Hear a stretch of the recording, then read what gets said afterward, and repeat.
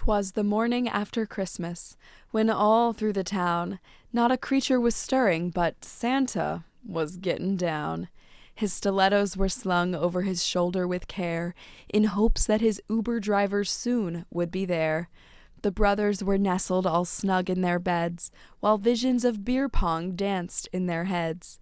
When out on the quad there arose such a clatter, Santa's hookup sprang up to see what was the matter.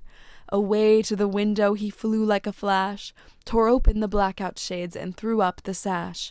When what to his wondering eyes should appear but Santa on the curb without his reindeer?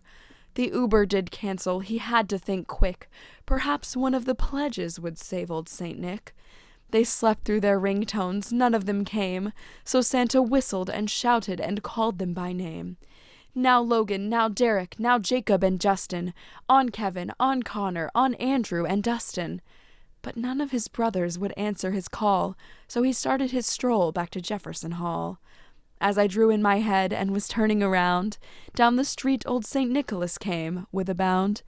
It was there that I met him on my own walk of shame. He smiled at me, and he asked me my name. He was dressed all in spandex from his head to his foot, and his clothes were all tarnished with bush light and soot. His mascara how smudged, he did look quite scary. His blush was like roses, his nose rather hairy. The stump of an elf bar held tight in his teeth, and the smoke it encircled his head like a wreath.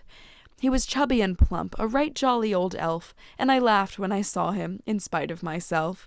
He looked rather green, I thought he might yak, but with sheer force of will he did yet hold it back. He spoke not a word, but went straight to his door. I knew next we met he'd recognize me no more. But I heard him exclaim ere he lurched out of sight, "I'm dropping this frat," and to all a good night.